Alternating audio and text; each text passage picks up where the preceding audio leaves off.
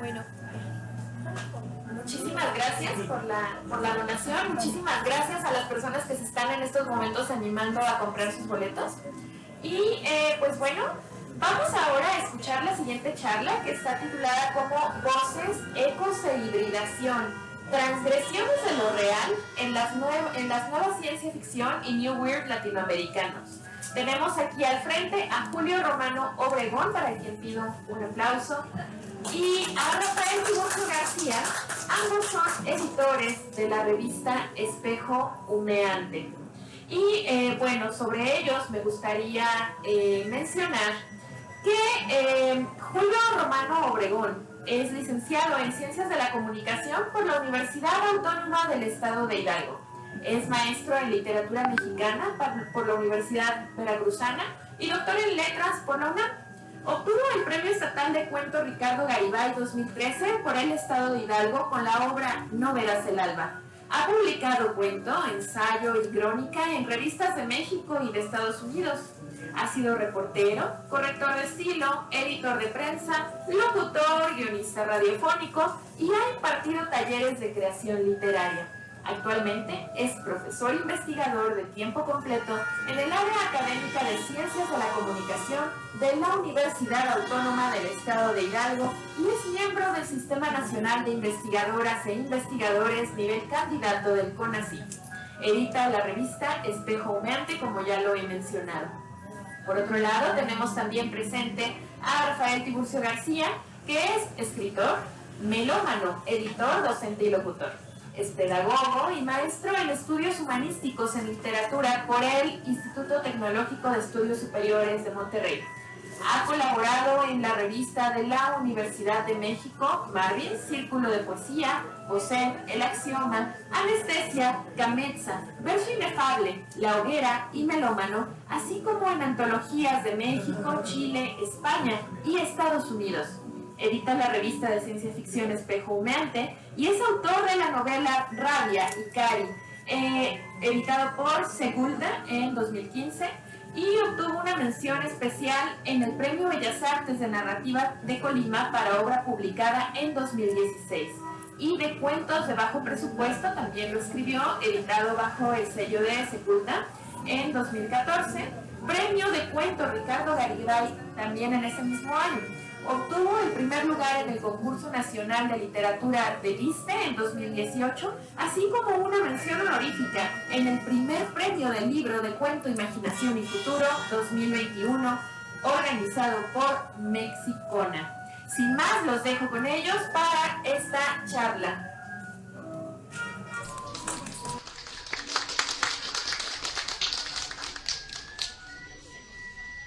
Bueno, primero que nada, muchas gracias por la invitación. Pues bueno, últimamente he venido como que más de este lado. Normalmente no salimos de Pachuca y pues que esto lo hacemos en línea, pero pues sí es como que un gusto estar compartiendo, estar pues viendo algunas caras conocidas. Es un gusto saludar a Damián, a Mical y algunas caras nuevas, obviamente, Julio, Kino, Marta y bueno, algunas otras personas que quizás nos saluden en su momento, Manuel. Yasmín, pues bueno, un gusto estar aquí con ustedes y pues bueno, vamos a hablar de elementos, como dijimos, ¿no? Hibridaciones, voces, ecos, pero pues cuestiones que tienden a como que identificar elementos fantásticos en una serie de cuentos que hemos publicado en Espejo Humeante, algunos propiamente fantásticos y otros pues que son de ciencia ficción. El antecedente como inmediato es que había un, bueno, menciono mucho, ¿no? Un meme que comentaba, que publicó Eduardo Barderen, en el que mencionaba, ¿no? Que pues que realmente muchos de los que queremos escribir ciencia ficción en realidad estamos escribiendo New Weird, por ejemplo, ¿no?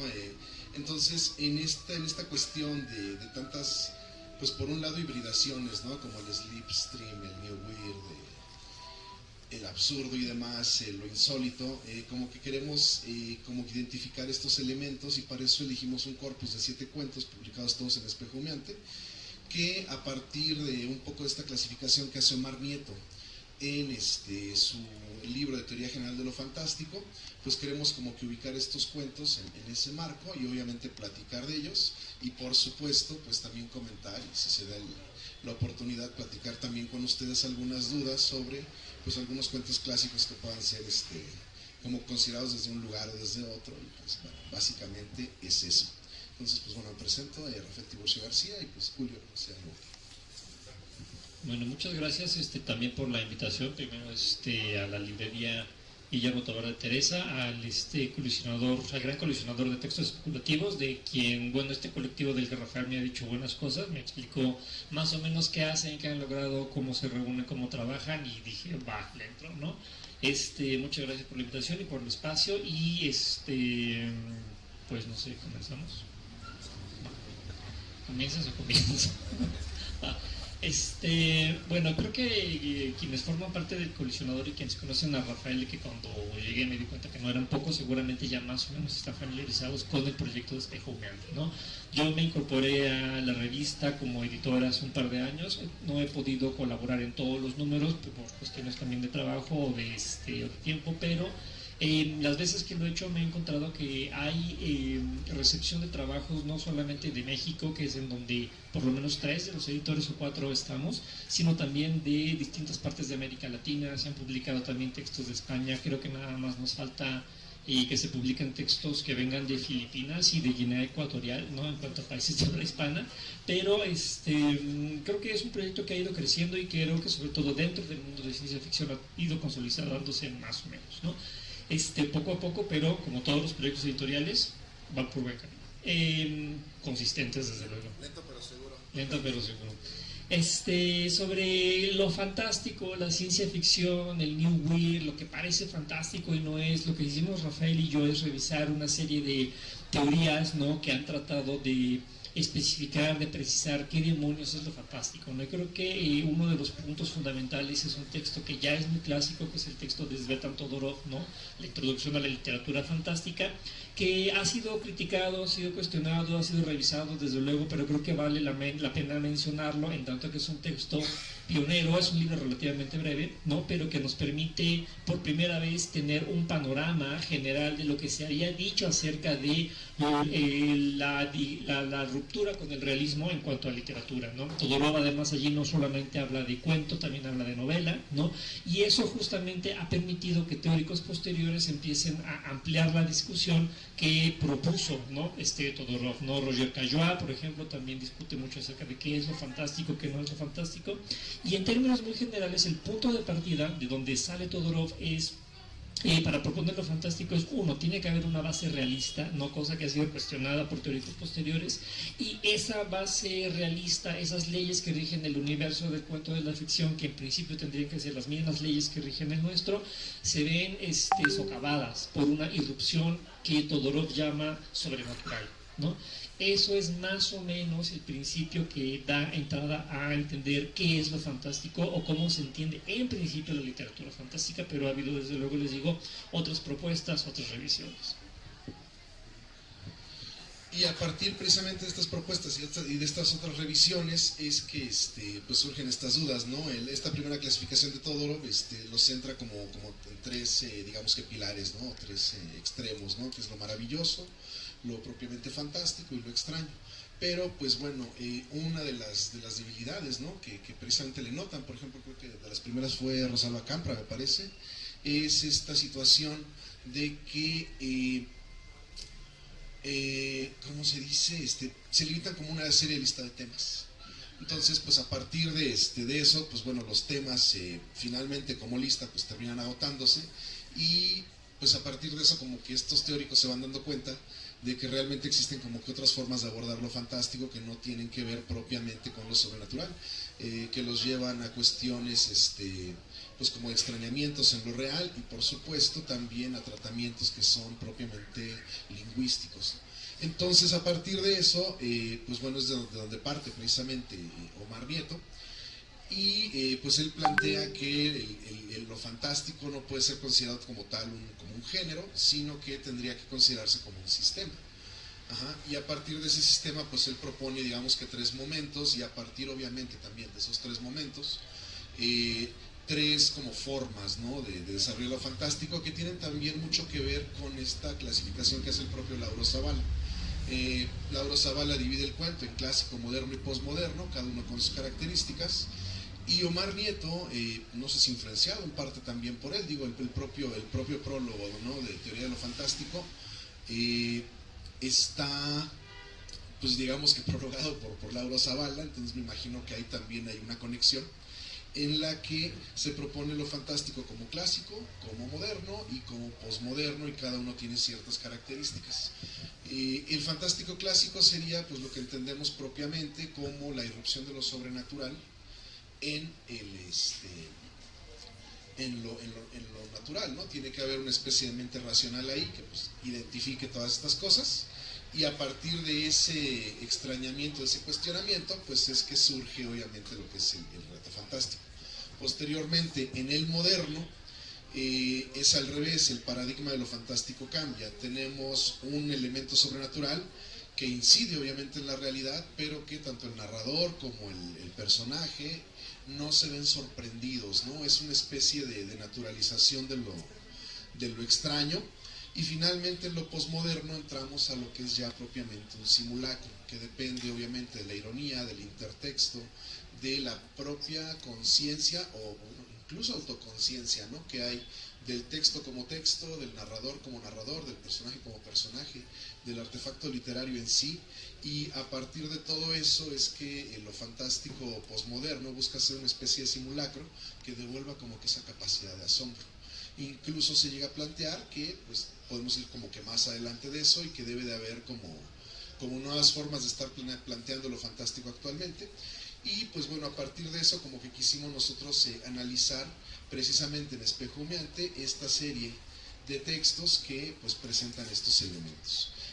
Me parecería que sería adecuado empezar con... Gracias. Antes de empezar a comentar los textos, nada más también señalar que esta cuestión de los temas inherentes a lo fantástico, uno de quienes propusieron o se atrincheran en esta lectura es justamente Jorge Luis Borges, ¿no? En el prólogo, ¿no?, a su antología de la literatura fantástica, enumera una serie de temas que él dice son frecuentes en lo fantástico, pero no limitan lo fantástico, desde luego, ¿no? Rosalba Campra, en efecto, que cuestiona todo lo... entre otros teóricos, también es una autora que tiende a ser muy racional, ¿no? Entonces, para Rosalba Campra, si dentro del cuento o la novela hay un elemento o cabe una posible explicación racional de lo que a primera vista puede ser fantástico, entonces no es un texto fantástico, ¿no? Pero en ese sentido Rosalba Campra es muy realista, y en efecto lo sobrenatural es como nada más el punto de partida, ¿no? Es el punto de partida, pero puede haber otros elementos, el extrañamiento, la metaliteratura, ¿no?, el trabajo a nivel del lenguaje. Julio Cortázar tiene por ahí un par de cuentos en ese sentido, ¿no?, que son un poquito lo posmoderno y que no tiene tanto que ver con la atmósfera o los elementos o la realidad que se irrumpe no dentro del cuento, sino con la manera en que el texto se le presenta al lector, ¿no? El primero entonces de estos textos sería Síndrome de Stendhal, de Diego Castillo Quintero, que también es pues bueno, es pachuqueño, obviamente, teníamos que analizarlo, pero que bueno, en 2016 él publica este libro que se llama Las Furias, un libro que como que temáticamente trata como que diversos síndromes, y en estos cuentos viene uno en particular que se llama Síndrome de Stendhal, en donde él empieza a narrar, digamos que el día a día de una muchacha, pero el personaje de esta muchacha empieza como a revelarse, ¿no? Le pide que borre su nombre del texto, le empieza a cuestionar, ¿no? El escritor, digamos que dice, ¿no?, que pues esta persona está deprimida y está triste, y el personaje le cuestiona, ¿no?, si quien está triste es él y por qué le deposita ese tipo de sentimientos a ella como personaje. Entonces empieza estira y afloja esta batalla o este pleito entre personaje y autor, de manera que se empieza a tejer un juego de espejos ahí bastante interesante, en el que digamos que todo adquiere cierta cotidianidad en lo que sería una metaficción normal, hasta el momento en que de pronto el personaje le dice que no quiere vivir con él, lo que viene a ser una especie de giro que implica que hay otro nivel de ficción ahí, y que pues obviamente ese primer nivel metaficticio nos estaba engañando, ¿no? Entonces, en este cuento en particular, por ejemplo, se presentan todos estos elementos que les comentábamos de lo fantástico postmoderno, ¿no? En este caso, por ejemplo, tenemos pues que la ficción y lo fantástico son finalmente un simulacro, que el personaje da como que pistas de ser real, que hay varios niveles de ficción, y que incluso pues obviamente también Diego como narrador y como personaje y como autor se autoinserta o se inserta en el texto en un, digamos que en un nivel más, haciendo que también esto sea una autoficción. Este tipo entonces de textos que, pues bueno, cuando están bien hechos son muy afortunados, como en este caso, pues nos hablan obviamente de esto, ¿no? De esta capacidad de regresar a este asombro que mencionábamos. Y aquí lo que hace también el personaje del cuento de Diego Castillo, Síndrome de Stendhal, es el personaje poco a poco empieza a tomar el control de la narración, ¿no? Entonces sí hay una invasión de realidades, pero no es una invasión de realidades como en el fantástico clásico, en donde lo sobrenatural invade, sino que algo creado con el lenguaje invade el mundo del creador, ¿no? Otros dos cuentos de la revista en donde podemos encontrar este tipo de fenómenos asociados al lenguaje son Hombre en Sueños, ¿no? De Janet Realpe, no entiendo mi propia letra, Janet Realpe, y Ahora despierta la palabra, de Mauricio del Castillo, ¿no? Son dos textos diferentes entre sí, pero esta composición de algo que se crea a partir del lenguaje empieza a cobrar forma, a invadir el mundo del narrador, que no siempre es el personaje, está presente, ¿no? Hombres en Sueños, además, es un cuento acerca de la depresión, en el que podemos pensar que la mujer está delirando, pero hacia el final del relato hay una serie de elementos que nos permiten cuestionarnos si realmente lo que en principio se nos presenta como un delirio, un escape, una evasión de la realidad, existe en la realidad o fue materializado, ¿no? a través del lenguaje. Queda un poco la duda porque vemos esta historia casi siempre desde la perspectiva de la narradora, ¿no? Pero el elemento posmoderno de trabajar el lenguaje y relacionarlo con lo fantástico está allí.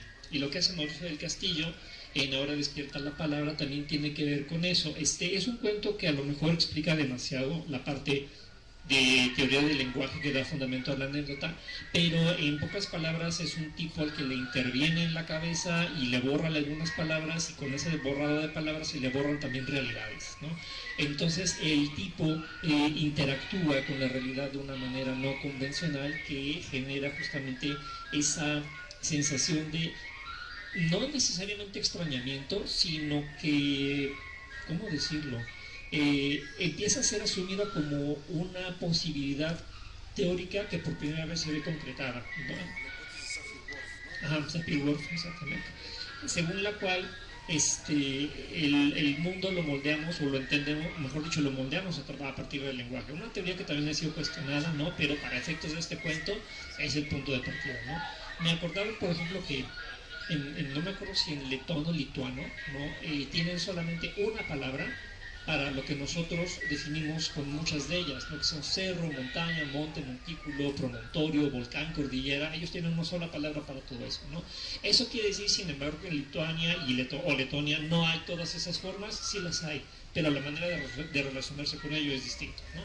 En este cuento, cuando el tipo le borran, es nada más la anécdota, no es ningún spoiler, la palabra pared, este tipo no ve las paredes, pero luego no las toca, ¿no? Y luego las puede desplazar para que estén fuera de su campo de acción.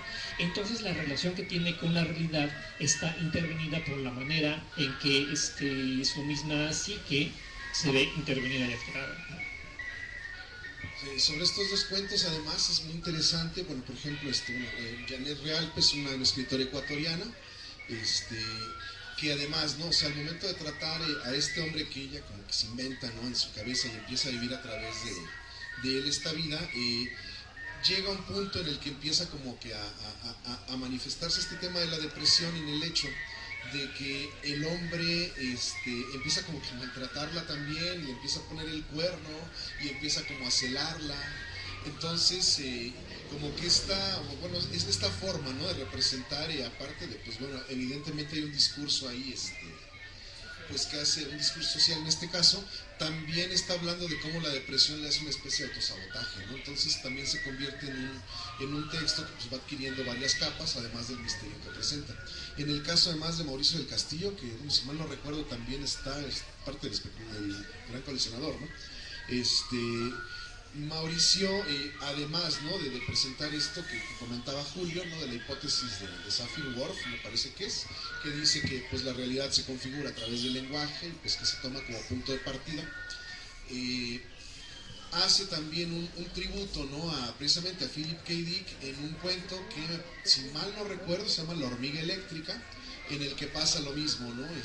Pues una persona descubre que no es persona, que es un androide, y empieza a intervenir sus propias tarjetas de memoria que tiene insertadas, y entonces empieza a alterar obviamente su realidad a partir de los agujeros que él tapa o que destapa en sus tarjetas, ¿no?, de memoria. Entonces es como muy interesante también la forma en cómo se da. Después de esto pasaríamos, digamos, que a lo que sería pues algunos cuentos ya que podríamos considerar más modernos, donde toda esta irrupción de la realidad es tratada como con más, pues no sé, como con más sobriedad o con más costumbrismo, como es el caso, por ejemplo, bueno, es el mismo ejemplo que da Omar Nieto, ¿no?, de la metamorfosis de Kafka, ¿no? Entonces, en este sentido tenemos un cuento también que es muy parecido, que es Enjambre, de Pedro J. Acuña. Pedro J. Acuña, pues escribe, ¿no?, este cuento, este libro de cuentos que gana, me parece que en 2016, el premio Arreola, que se llama La compañía de las liendres, un gran libro de body horror, que pues la verdad sí recomendamos mucho que lean, la verdad. Hace poco acaba de ganar igual otro premio de Guanajuato, no me acuerdo, ¿no? Pero bueno, Pedro lo que hace, el Efraín Hernández, y tiene pues cuentos muy locos, ¿no? Pedro J. Acuña, bueno, que en su estilo él normalmente trata como que el asunto de las vidas paralelas, a geografías, está como que muy metido en temas religiosos y demás, pero en particular en Enjambre lo que hace es que presenta pues una relación en pareja que empieza a crecer, empieza a avanzar, hasta el momento que ocurre algo que los hace como, pues no sé, ¿no?, como tener un shock, ¿no?, con la pareja que está saliendo, ¿no? Si ya, digo, hicimos como que el aviso de que leyeran los cuentos antes para no sorprender con los spoilers, porque bueno, platicar obviamente esto requiere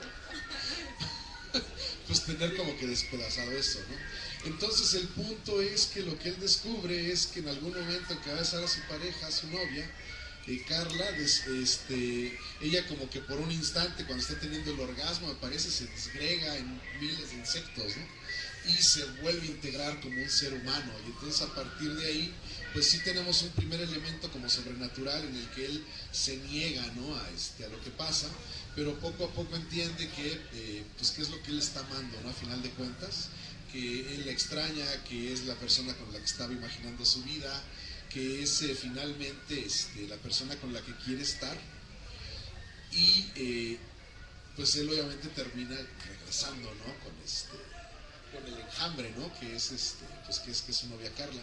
Entonces es un texto que, bueno, aprovecha todos estos elementos sobrenaturales, pero lo hace también para presentarnos un discurso en torno, por ejemplo, al afecto, y también en parte yo creo que a los límites pues de lo humano, en este caso, ¿no?, por ejemplo. Y bueno, a mí me recordó también esta escena final de Hombres de Negro 3, ¿no?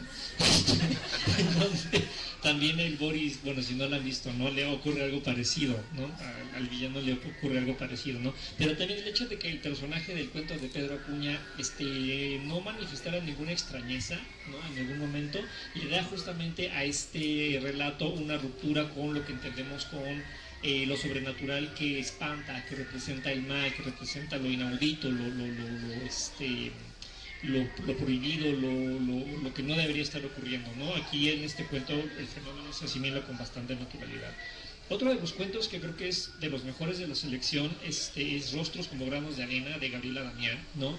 Ese cuento parece engañoso, ¿no? Resulta engañoso. Es un cuento que es muy visual, es muy paisajístico, nos presenta a un explorador occidental, a un músico veneciano en Egipto, en las ruinas de Egipto, saqueando lo que puede saquear desde luego, ¿no? Pero cuando estamos allí a través de las palabras de este personaje, sentimos prácticamente la arena, escuchamos el viento, vemos a las esfinges, tiene una calidad visual funcional, y en un primer sentido es un cuento que tiene como el elemento clásico, digamos, del relato fantástico. Hay un portal que permite atravesar mundos, ¿no? En este caso es justamente el área en donde están sacando los sarcófagos. Se adentra demasiado y de repente ya no está en la realidad, ¿no? Y eso le permite, digamos, entrar y acceder tanto a los muertos o a las sombras, ¿no? Como a los vivos. Permite traspasar mundos. Es el portal, ¿no? del que habla Andrea Castro, ¿no? Sin embargo, este cuento resulta un poco engañoso, porque si nos ponemos tan racionales como Rosalba Campra, al ser una carta, no podemos creerle plenamente a la carta, porque todo el cuento puede ser una carta de alguien que está contando mentiras, ¿no? Entonces, si le damos credibilidad al narrador, tenemos un cuento fantástico que tiene dos elementos que debería tener, pero por otro lado, si entendemos que es una carta que puede estar llena de mentiras, como la carta a una señorita en París de Cortázar, que lo entendemos como fantástico, pero si nos ponemos racionales puede ser una carta de alguien que está delirando, ¿no?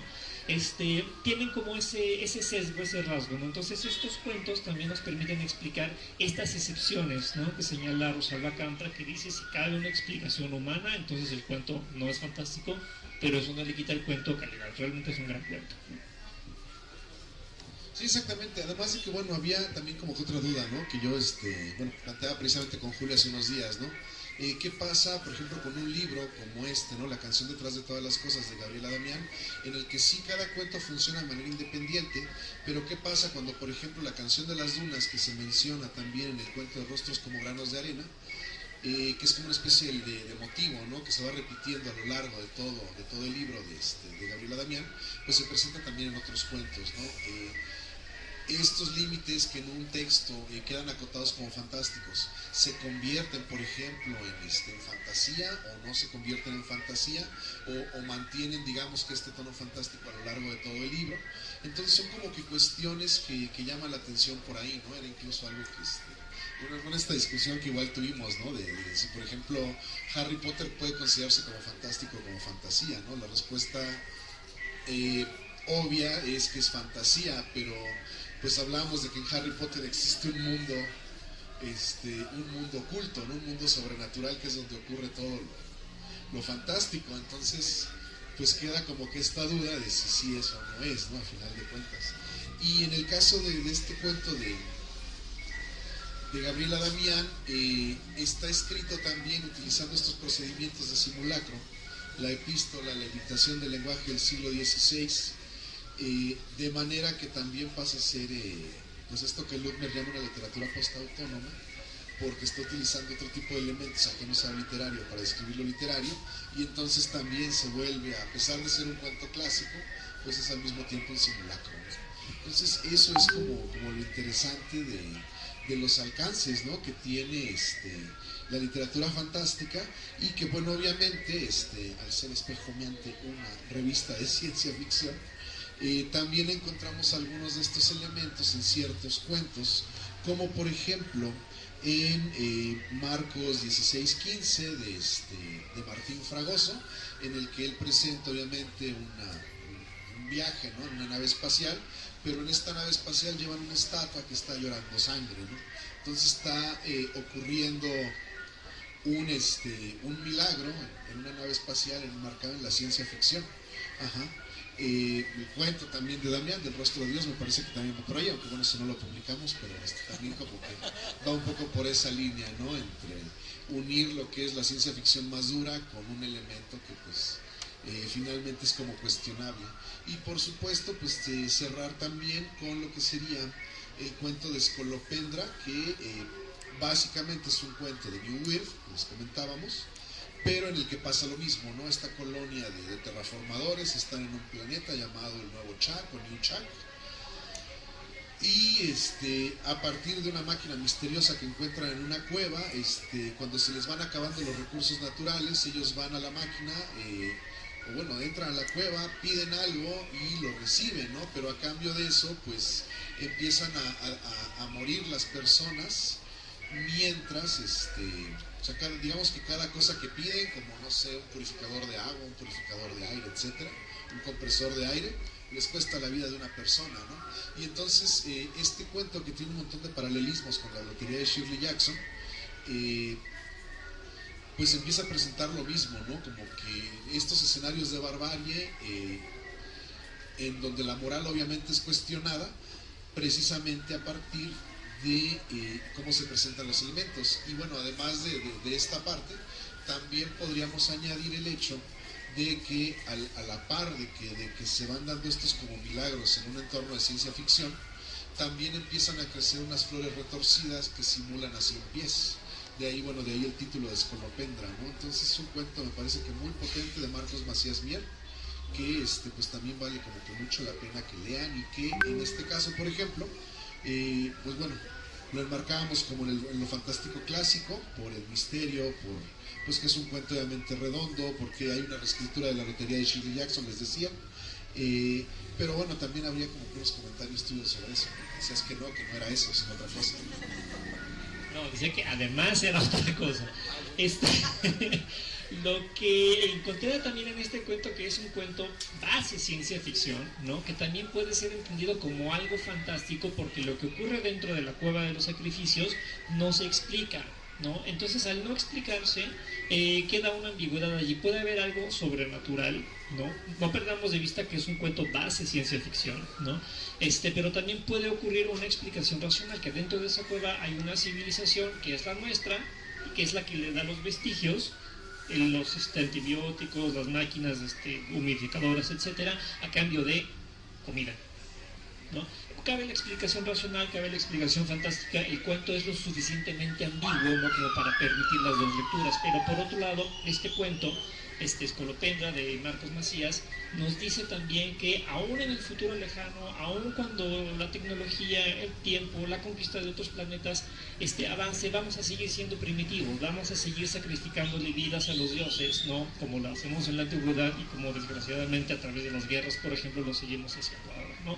Entonces, por más que avance la tecnología, el conocimiento, la ciencia, el lado primitivo va a estar allí echándonos a perder las posibilidades de desarrollo humano y todo tipo. Pues bueno, básicamente sería como la exposición. Hay algunos textos más que incluimos, por ejemplo, La Semana Amarilla de Livia Brenda, que es un cuento sobre saltos en el tiempo, también muy interesante. Junto al puente sobre el Támesis, un cuento totalmente borgiano a partir de un sueño. Ahora despierta la palabra, bueno, si ya lo mencionamos, y el cuento también de Deseos en el Tiempo, ¿no?, que es de un indígena precisamente que frota una flor blanca y viaja a diferentes épocas a conseguir como que discos inconseguibles, ¿no?, que es como que el sueño del melómano. Entonces, también obviamente, digo, pues ya que estábamos en eso, nosotros también como autores, independientemente de como editores, escribimos también cuento fantástico. Entonces incluimos 3 cuentos fantásticos de los editores de Espejo Humeante. Felipe Huerta, que no puede estar aquí con nosotros el día de hoy, tiene, no sé, como pánico escénico o algo así, entonces va a ser difícil verlo, pero bueno, está un cuento de Felipe Huerta que se basa en un viaje que tuvo, nos comentaba hace rato, precisamente por mensaje antes de venir, que él fue al Chico y que se perdió en una parte del bosque, y que a partir de eso pues se le ocurre ese cuento, porque cuando él logra regresar, pues el muchacho del hotel o del restaurante donde estaba en el Chico le dijo que tuvo suerte de regresar, ¿no?, porque ahí la gente se perdía y ya no regresaba, ¿no? Y otros 2 cuentos, ¿no? Uno de Julio Romano también, y uno mío, que pues ya no les hablamos de ellos, ya mejor si gustan leerlo los pueden leer, y si no están hasta el final, así que no estorban. Entonces, pues bueno, eso sería toda nuestra parte. No sé si quieres añadir algo ya nada más como para cerrar el tema, o si hay, pues obviamente, preguntas, comentarios, insights que hayan tenido alguno de ustedes de, mira, yo este cuento me interesa, o yo considero tal cosa, pues adelante. No, más bien vamos a darle la palabra al público si hay alguna duda, pregunta, comentario, si quieren cuestionarnos, adelante.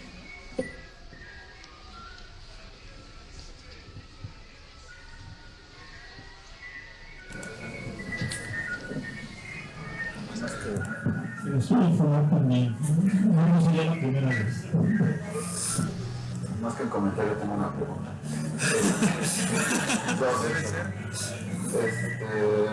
Asunto robótico. No, pues, básicamente una de las preguntas es ¿qué es lo que le están llamando simulacro? Porque se me hace muy interesante desde la parte no solo de lo fantástico, sino en general pues, de un sentido filosófico y cómo lo están entablando con respecto a este pensamiento de lo fantástico.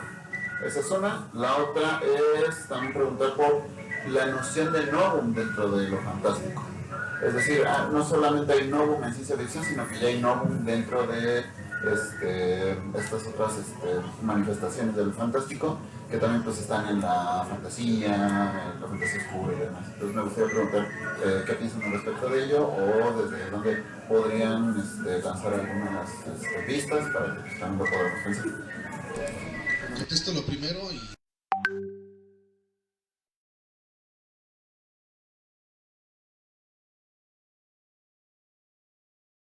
el simulacro, bueno, es que depende también desde dónde lo tomes, ¿no? La mayoría de las palabras tienden a la polisemia, entonces también desde donde tomes un concepto, pues cambia.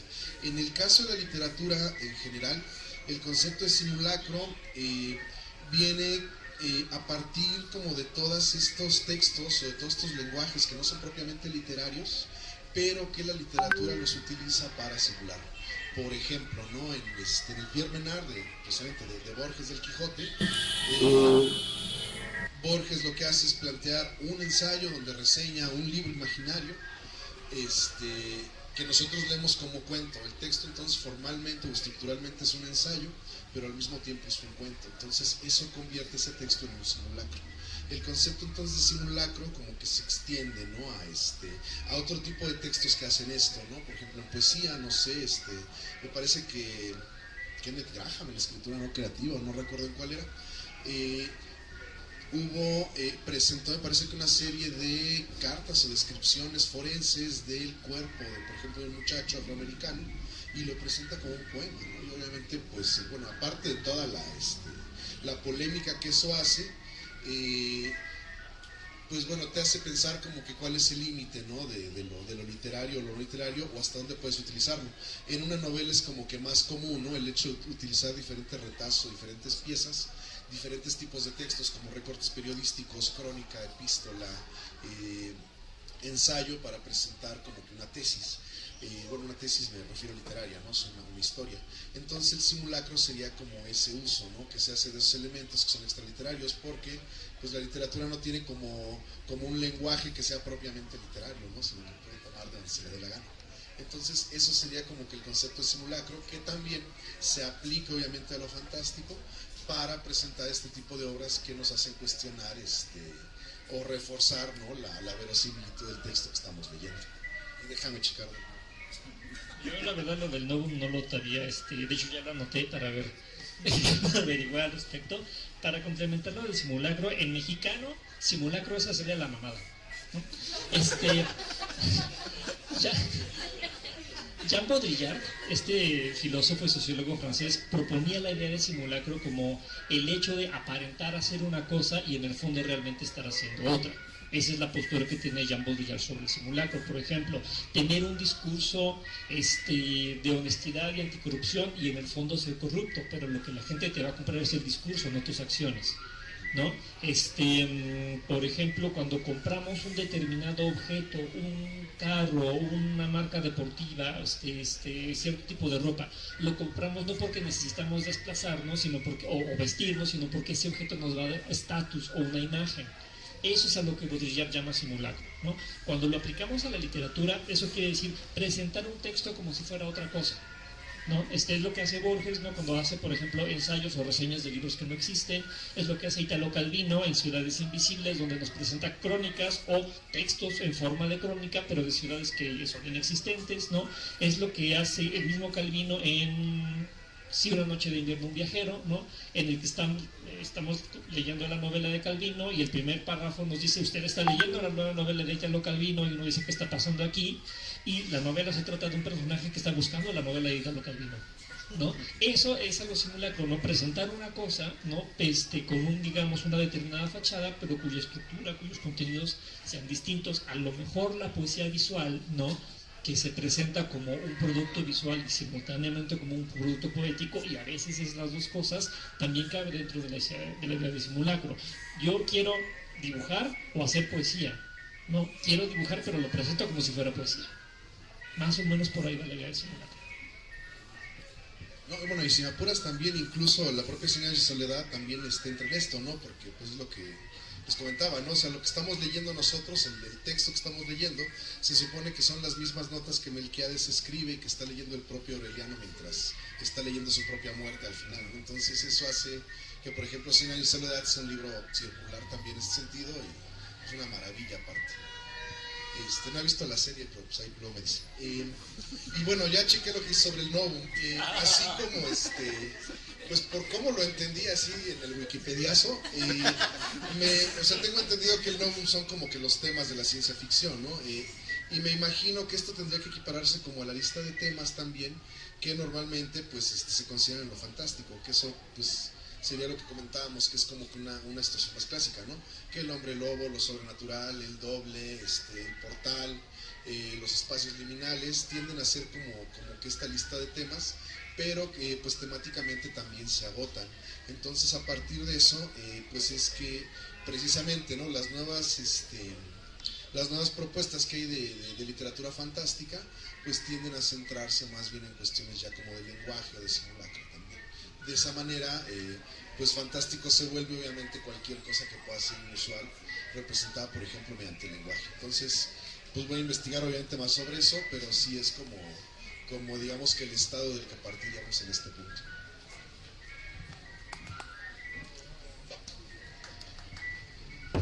Bueno, también otro comentario, y celebro mucho que hablen ustedes de lo fantástico, porque normalmente cuando se habla de lo especulativo se le da mucha prioridad a la ciencia ficción y los demás géneros quedan un tanto relegados, cuando desde mi punto de vista en la tradición hispanoamericana el fantástico ha sido mucho más importante porque tiene una mucha mayor vida.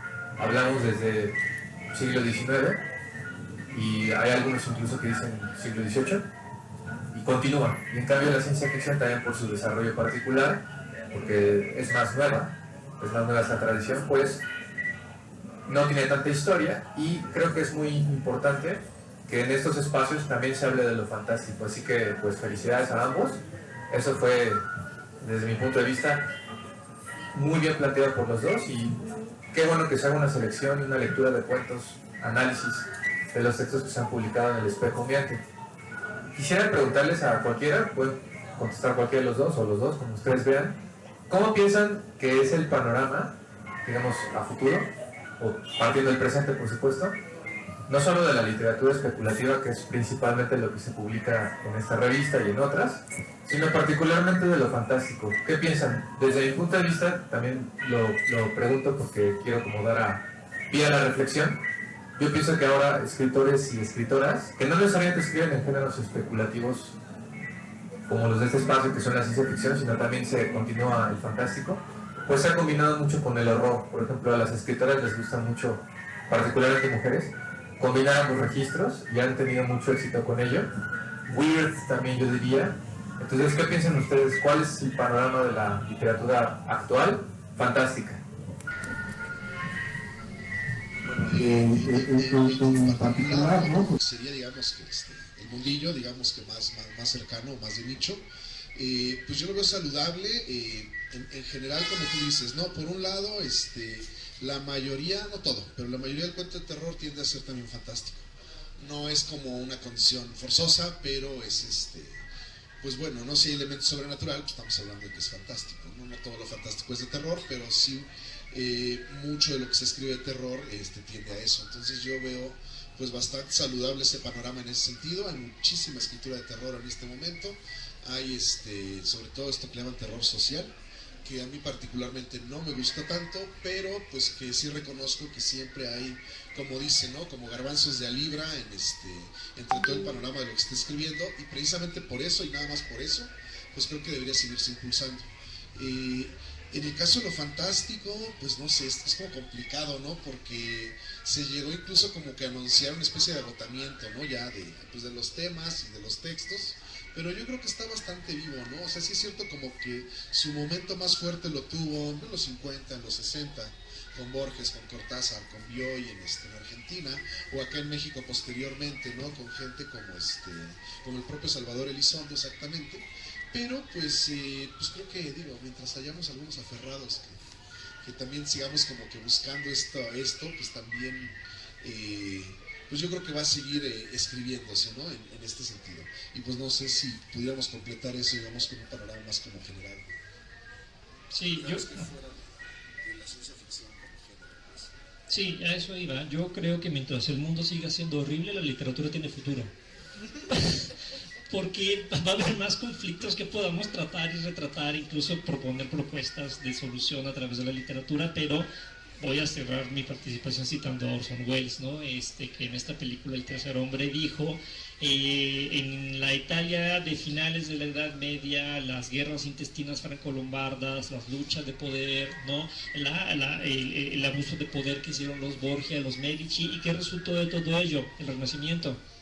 Y Suiza, luego de 500 años de paz, ¿qué le ha dado al mundo? El reloj cucú y unos quesos, ¿no? Entonces creo que mientras la realidad la podamos explorar de distintas formas, ¿no? Y mientras la realidad nos dé material, ¿no? Para tratar a través del texto literario o periodístico incluso, porque no, los temas que las inquietudes que la misma realidad no propone, pues la mano y la mente de los creadores tendrá mucho cebo de donde alimentarse, ¿no? Pues bueno, si por nuestra parte, no sé si algún otro comentario. Pero por eso nosotros agradecemos mucho su atención.